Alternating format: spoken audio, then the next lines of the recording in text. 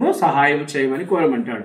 అప్పుడు ద్రౌపది మాత మళ్ళా కాశీ వచ్చి ఆవిడ 13 రోజులు మాత్రమే తపస్సు చేస్తుందట.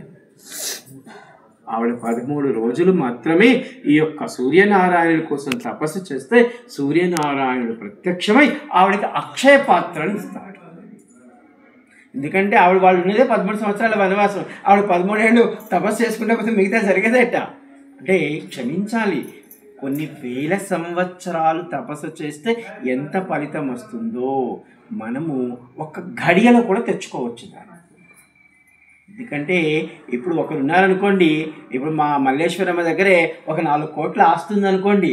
ఈ 4 కోట్ల ఆస్తి రోజుకు ఒక 10,000 ఖర్చు పెడతానని రోజు పెడతామని అనుకోండి, అది ఒక 100 రోజులు 1000 రోజులు వస్తుంది. ఆమె 4 కోట్లు ఒక్కసారిగా ఇదిగోండి నాకు అవసరం లేదని రాసేసింది అనుకోండి, ఆ క్షణమే పోయింది.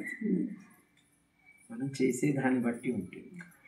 ఈశ్వర, నేను దీనికోసం కూర్చున్నాను, ఇది నిజమో ఇది ధర్మమో అధర్మమో నాకు తెలియదు, నువ్వు ఇవ్వగలిగితే ఈ క్షణమే నాకి అని కూర్చున్నారనుకోండి, ఇస్తే ఈశ్వరుడు ఇస్తాడు, ఇవ్వకపోతే మందే లొప్పని మనం వెళ్ళిపోవచ్చు. కానీ ఆ స్థాయిలో తపస్సుకి రావాలి. అంతే కదా. మనకి అర్జునుడు చూడండి, జయద్రథుని చంపడానికి రేపు సాయంత్రం సూర్యాస్తమయం లోపల అతను నేను చంపకపోతే నేనే అగ్ని ప్రవేశం చేస్తా అన్నాడు. ఇది నిజంగా ధర్మం అయి ఉంటే, అంటే అర్జునుడే అగ్ని ప్రవేశం చేయాల్సి ఉంటే కృష్ణుడు ఆపడ కదా. కృష్ణుడు చూడండి, కృష్ణుడు అసలు నేను ఏ ఆయుధము పట్టనన్నవాడు తన సుదర్శన చక్రముతో లోకాన్ని చీకటి చేస్తాడు. ఇది ధర్మరక్షణ అంటే ఈ యొక్క పాండవుల కోసము ఈ ద్రౌపది మాత ఈ సూర్యుని అంటే ఇంతకు ముందే వచ్చి ఆరాధించి ఉన్నటువంటి సూర్యనారాయణుడి యొక్క ప్రదేశం దగ్గరికి ఇదే అనమాట. మనకి కాశీలో మన కాశీఖండం చెప్పుకుంటున్నప్పుడు అగ్నిదేవుని యొక్క తండ్రి కాశీకి వచ్చాడు, వైశ్వానరుడు. ఈ మీకు అగ్నిలోకం చెప్పినప్పుడు చెప్పాను, ఈ వైశ్వానుడు కాశీ అంతా తిరిగాడు. కాశీ అంతా తిరిగి నాకు తొందరగా పుత్రుడు కావాలి, ఏ శివలింగము దగ్గర కూర్చుంటే నాకు త్వరగా పుత్రుడు పొందుతాడు అని అలా తెలుసుకున్నాడు ఆయన. 1 కాదు 2 కాదు, మీకు చెప్పాను 3000 శివలింగాలు వెతికాడు ఆయన. ఆ తర్వాత వెళ్ళి కూర్చున్నాడు ఆత్మవీరేశ్వరుని వద్ద. ఇది అనమాట. అంటే ఈ స్థాయికి ఆయన వచ్చున్నాడు. మనం రాకపోతే మనకి సమయం పడుతుంది, జన్మలు పడతాయి, అంతే, ఇంకేమి. ఇది అన్నమాట. అంటే పంచపాండవులైన ధర్మపత్ని ద్రౌపది మాత తన భర్త కష్టములను చూసి వారణాసికి వచ్చి పూర్వము సూర్యనారాయణుడు తపస్సు చేసినటువంటి ఒక ప్రదేశమును ఎంచుకొని ఆ ప్రదేశము యందు మరలా సూర్యనారాయణుడి కోసము తపస్సు చేసింది. అలా తపస్సు చేయగా సూర్యనారాయణుడు ద్రౌపది మాతకు అక్షయ పాత్రను ప్రసాదించాడు. అంటే ఆవిడ కొద్ది సమయంలోనే మరికొన్ని వరాలు కూడా ఆవిడకి ఇచ్చాడు. ఏమని? ఓ మహాభాగే. చూడండి, సాక్షాత్ సూర్యనారాయణుడు ఆవిడని అంటున్నాడు, ఓ మహాభాగే అంటే నీకంటే ఉత్తమురాలు ఇంకొకరు ఉండరు అంటున్నాడు ఆవిడ. ఎందుకంటే సాక్షాత్ పార్వతీమాత స్వరూపం ఆవిడ.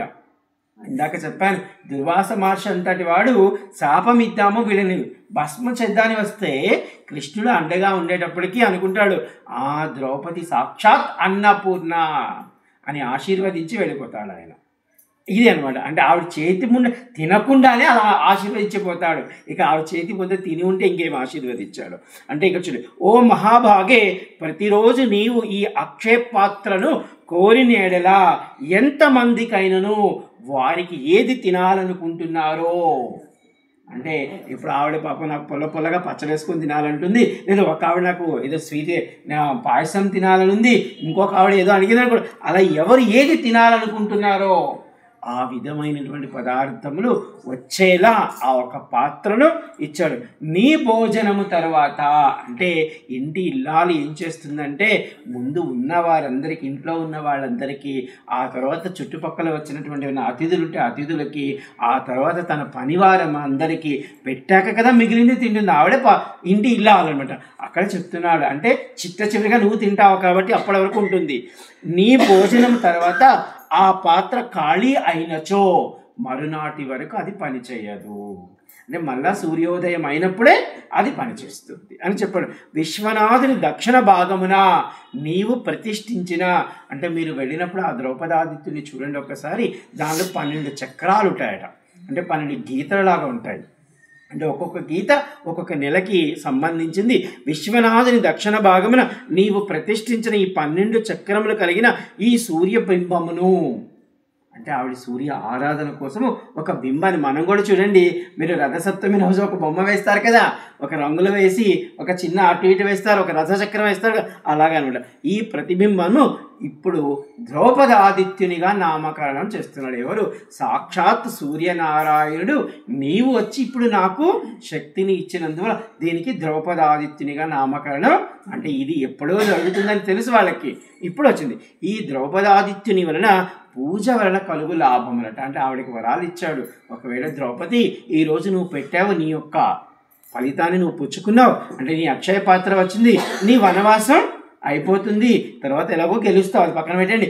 అయితే ఈయన చెప్తున్నాడు, రేపు భవిష్యత్తులో ఎవరైనా మళ్ళా ఈ యొక్క ద్రౌపదాదిత్యుని వద్దకు వచ్చినట్లయితే, వారు పూజ చేసినట్లయితే వాళ్లకు నీ తరపున, అంటే ద్రౌపది మాత తరపున మనకి ఈ వరాలు ఏమిటంటే చూడు, ఎవరు కాశీక్షేత్రం అందున్న ఈ ద్రౌపదాదిత్యుని ప్రసన్నం చేసుకుంటారో ద్రౌపది వారి నా కిరణముల నుండి రక్షణ కలిగి వారి పాపములన్నింటినీ నేను దహిస్తాను.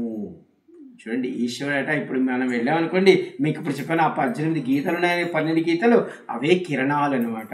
అంటే ఏం చెప్తున్నాడు, ఎవరు మనం వెళ్ళి ఆ ద్రౌపదాదిత్యుని దర్శనం చేసుకున్నంత మాత్రానట ఆయన అందులో ఉన్నటువంటి ఆ వేడి కిరణాలు, అంటే మీకు సూర్యుని యొక్క కిరణాలు ఎలా కనబడతాయంటే, మీరు ఎప్పుడైనా మిద్ది మీద ఉన్నప్పుడు కిందకి ఏదో ఒక తలుపు తీసారనుకోండి, మీకు లైట్ బాగా కనబడుతూ ఉంటుంది ఒక రకంగా. అప్పుడు చూడొచ్చు గాలి కనబడుతుందా లేదా, గాలిలో దుమ్ముందా లేదా, ఆ యొక్క లైట్లో కనబడుతూ ఉంటుంది మనకి చాలామంది అంటే అసలు గాలి ఉందా అని అడుగుతారు. అప్పుడు చూడొచ్చు మనం ఆ గాల్లో మీరు చూస్తే ఏదో ఎగురుతూ ఉంటాయి అన్నీ, మీరు బాగా ఇంకా చూస్తే ఎన్ని దుమ్ము కణాలు ఉంటాయో చూడండి. అంటే ఇది చెప్తున్నాడు, అంటే అవే కిరణాలు అనమాట. ఆ కిరణాలతో ఎవరిక్కడికి వస్తారో వారందరి పాపాలను నేను భక్షిస్తాను, అంటే తినేస్తాడు, అవి లేకుండా చేస్తాడు. అంటే కదా మనం ఎండాకాలం పైనకి వెళ్ళి మీరు ఏవేవో ఎండబెడితే అందులో ఉన్న నెమ్మంతా లాగేస్తాడా లేదా, ఆ నెమ్ము లాగేస్తాడనే కదా మీరు పెడతారు. మీరు వడియాలు పెట్టినప్పుడు అది మొత్తం నీళ్ళగా ఉంటుంది, మీరు మన సాయంత్రానికి పోయారనుకోండి ఎండిపోయి చెక్కలాగా వస్తుంది అది.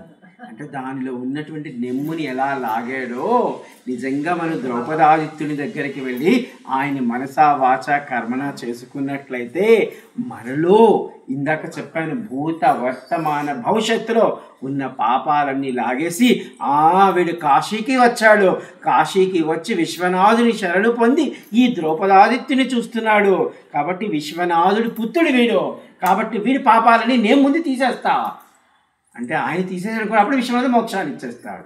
ఇక్కడ నిజంగా మీకు ఇంకొక రహస్యం చెప్తాను, కాశీలో మీరు ఏ లింగాన్ని పట్టుకున్నా ఏ దేవతను పట్టుకున్నా వాళ్ళందరూ మీకు సహాయం చేయడానికి సిద్ధంగా ఉంటారు. ఎందుకంటే ఈశ్వరుడి అనుమతితో కాశీ వచ్చారు మీరందరూ. అసలు మనం ఎవరైనా కాశీలో అడుగు పెట్టాలంటే ఈశ్వరుడు అనుమతి కావాలి ముందు. అంటే ఇక్కడ ఉన్నటువంటి చిన్న దేవతలు అందరూ అనుకుంటారు, అమ్మో వీడికి ఈశ్వరుడి అనుగ్రహం ఉండి వచ్చాడు కాబట్టి వీడికి ఏదైనా సహాయం చేసామనుకో మనం ఈశ్వరుడి ప్రీతిని పొందగలము, వీడు ఇంకా ఉన్నతుడవుతాడు. ఇదే జరుగుతుంది. అంటే ఇది చెప్పాడు ఆవిడికి. ఇంకా చెప్తున్నాడు, కాశీక్షేత్ర వాసుల పాపాలను నేను భక్షిస్తాను.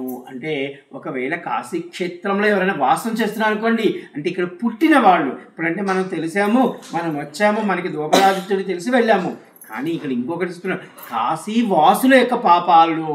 అంటే కాశీ, అదే మీకు చెప్పాను, కాశీలో పుట్టుకతోనే మోక్షము. అంటే వాడికి ఎందుకు పుట్టుకతోనే మోక్షం అంటే ఇక్కడ చూడండి, సాక్షాత్ ద్రౌపదాదిత్యుడు చెప్తున్నాడు, కాశీ వాసుల పాపాలను భక్షిస్తాను.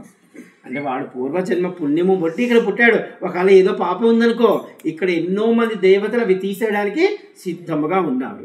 ఇచ్చట నీకు వరం ఇచ్చినందున భక్తి శ్రద్ధతో పూజించిన ఎవరైతే ఇక్కడికి వచ్చి ద్రౌపది ఇక్కడికి వచ్చి నన్ను పూజ చేస్తారో అటువంటి వారి మనోరథములన్నీ తీర్చేస్తాను. ఎందుకంటే ఆవిడ చూడండి 13 ఏళ్ళు వనవాసం చేయాలి, అన్నీ వదులుకొని వచ్చింది. అలా వచ్చిన ఆవిడికి సూర్యనారాయణుడు సహాయం చేయడం జరిగింది. అంటే ద్రౌపదాదిత్యుని పూజ వల్ల నిరంతరము అన్నపానీయములకు లోటు ఉండదు.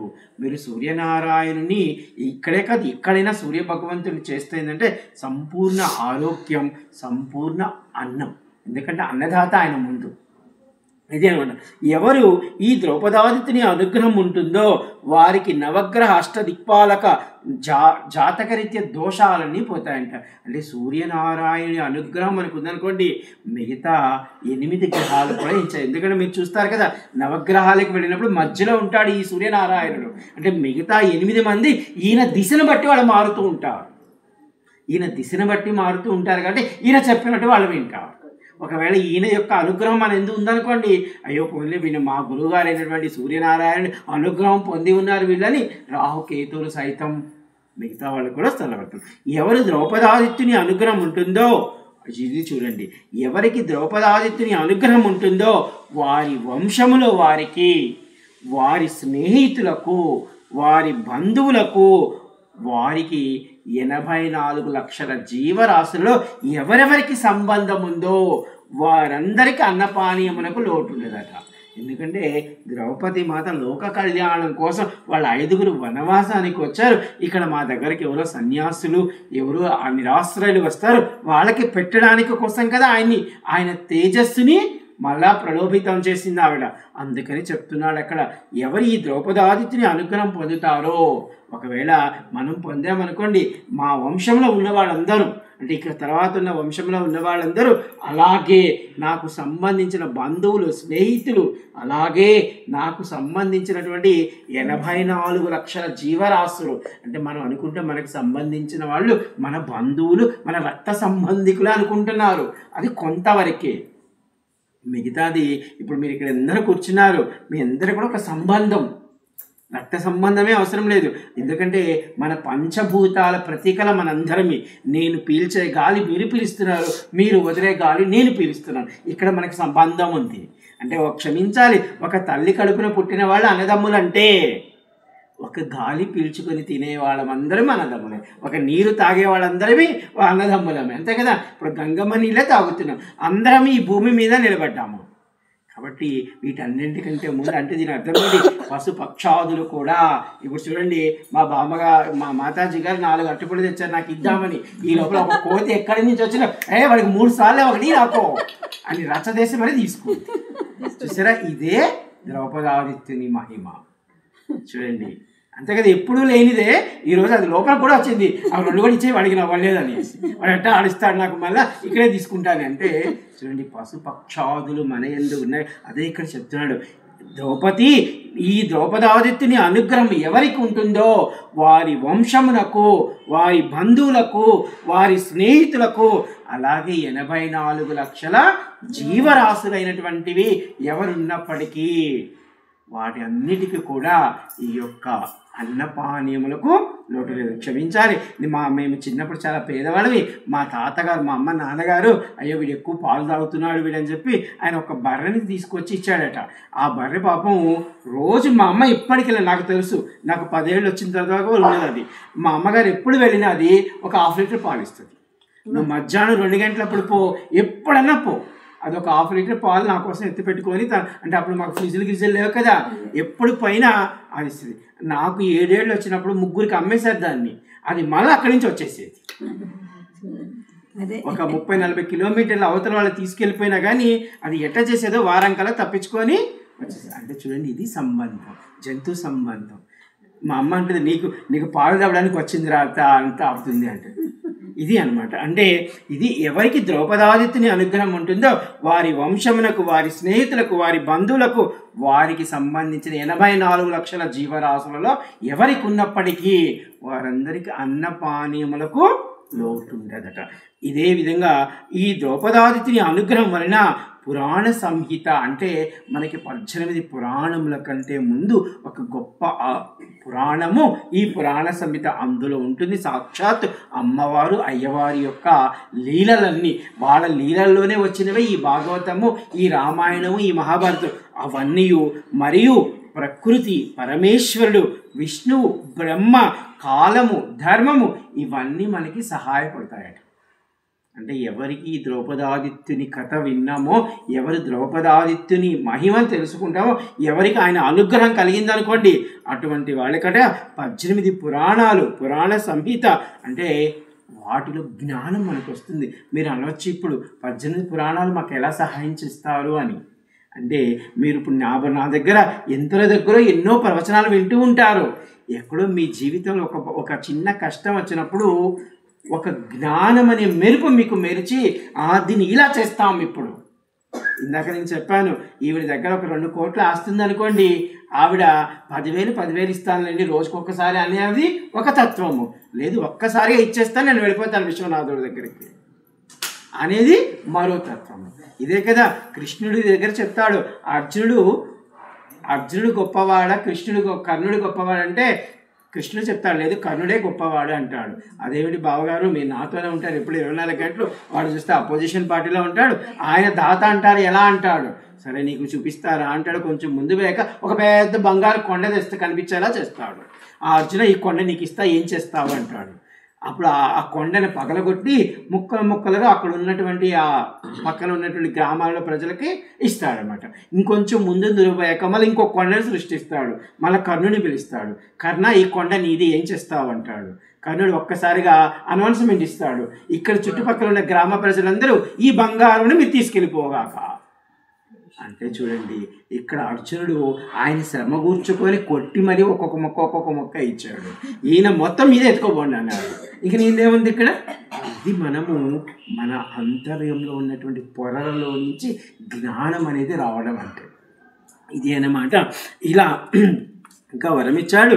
ఎవరు ఈ ద్రౌపదాదిత్యుని వల్ల అంటే ఆయన అనుగ్రహం కలిగితే గొప్ప మానసిక ప్రశాంతత, గొప్ప జ్ఞాన వైరాగ్యము కలుగుతుంది. అంటే చూడండి, మా మల్లేశ్వరం అయిపోయింది. ఒకరోజు కేదారగుళ్ళు అలా వెళుతూ ఉంటే ఆవిడ గాజు, విలువైన గాజు పడిపోతే ఆవిడ అనుకుంది, పోతే పైన గాజు, నేను ఈ పల్లకను వదలను అనుకుంటే మళ్ళీ ఆ పూజారి పిలిపించి ఇచ్చాడు. ఇది అన్నమాట. అంటే ఈశ్వరుడు పరీక్ష చేస్తున్నాడు, నీకు ఒక విలువైనది పోగొడతాడు. ఈ మనసు విలువైనదా, భగవంతుని ఉన్న భక్తి విలువైనదా చూస్తాడు. నువ్వు వస్తువు మీద చూసావనుకో వస్తువులోకి వెళ్ళిపోతావు, భగవంతుడినే చూసావనుకో ఇటువంటి 100 వస్తాయి మన వెనక వద్దన్నా కానీ. ఇది అన్నమాట. ఒక్క మాటలో చెప్పాలంటే ఎవరికి ద్రౌపదాదిత్యుని అనుగ్రహం ఉంటుందో వారికి సూర్యనారాయణ అనుగ్రహము అలాగే పరబ్రహ్మ స్వరూపముగా వాళ్ళకి పరబ్రహ్మములో కల్పిస్తారు. అందుకే చూడండి, ఇప్పుడు 4వ స్థానానికి విశ్వనాథ గుడి దగ్గరకు వచ్చాడు ఆయన. ఇప్పుడు మనకి 4 సార్లు వచ్చే చెప్పుకున్నాం. ఒకటి దక్షిణంలో ఉన్నాడు, అంటే కాశీకి పొలిమేరంలో దక్షిణం, ఇటు ఉత్తరంలో పొలిమేరలో ఉన్నాడు, తర్వాత పశ్చిమ పొలిమేరలో ఉన్నాడు. 4వ స్థానము విశ్వనాథుని మందిరానికి వచ్చాడు. జీవుల మోక్షమునకు మోక్ష నగరియకు కాశీక్షేత్రమందు జీవులే ఆవిర్భవించని వేళ ఉద్భవించేలా చేస్తాడట. అంటే కాశీక్షేత్రం అనేది మోక్షము. ఇక్కడ అసలు జీవులు ఇక పుట్టుక ఉండదు, మోక్షాన్ని పొందిన వారికి అలా చేస్తాడట. పరబ్రహ్మ స్వరూపములో ఒకటైన సూర్యనారాయణుడు ద్రౌపదాదిత్యునిగా అన్నపూర్ణాదేవి యొక్క గుడి చేయగా ఉన్నాడట. మీరు కావాలంటే చూడండి, అన్నపూర్ణమ్మ గుడి ఉంటుందా, ఆవిడని మీరు ఒక్కరో ఇలా తిప్పినట్టు చూసుకుంటే ఈ యొక్క ద్రౌపదాదిత్యుడు ఆవిడ కుడి చేయిలో తెడ్డులాగా ఉంటాడు. అంటే అన్నం పెట్టేవాడు కదా, ఆ అన్నం పెట్టే ఆ కుడి చేయి ఎలా ఉందంటే ద్రౌపదాదిత్యుడిగా ఉన్నాడట. అంటే మనకి ఎలా చెప్తున్నాడంటే ఈ ద్రౌపదాదిత్యుడు కాశీక్షేత్రానికి నా తల్లి అన్నపూర్ణ అందరికీ అన్నదానం చేస్తూ ఉంటుంది, ఆవిడ చేతిలో తెడ్డులాగా ఉన్నాడట ఈ ద్రౌపదాదిత్యుడు. జై ద్రౌపదాదిత్యునికి జై.